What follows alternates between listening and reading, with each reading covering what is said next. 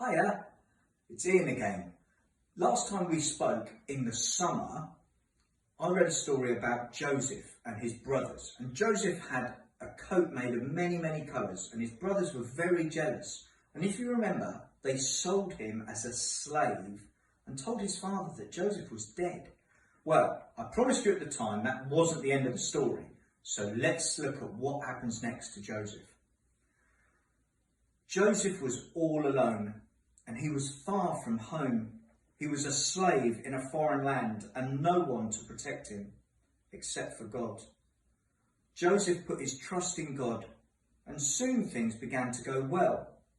His master, a man called Potiphar, was very pleased with his work, and in time he put Joseph in charge of the whole household. Then came trouble. Potiphar's wife asked Joseph to do things that were disloyal to his master Potiphar.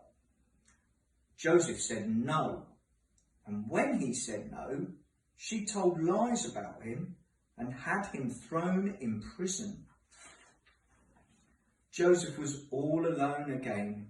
He was a prisoner with no one to protect him. Once again, he put his trust in God. He made himself useful in prison, and the jailer put in charge of him and the other prisoners all found him very helpful. They liked him because he was fair. They liked him because he was wise.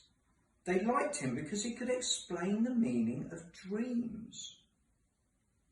Joseph could do this for one reason only. God helped him see what was going to happen. He was gentle when the dreams meant bad news he had to tell, and he was happy when the dreams were good news. One of the prisoners who had a good news dream was the king's butler. The king is going to pardon you, Joseph told him. He will set you free and let you be his butler again. When that happens, please put in a good word for me. I haven't done anything wrong and I don't deserve to stay in prison. Not long after, the butler was back at his old job, serving wine to the king. But sadly, he forgot all about Joseph. And that's where we're going to end the story today. Next week, Becca will tell you what happens next to Joseph, because it's still not the end of the story. Goodbye.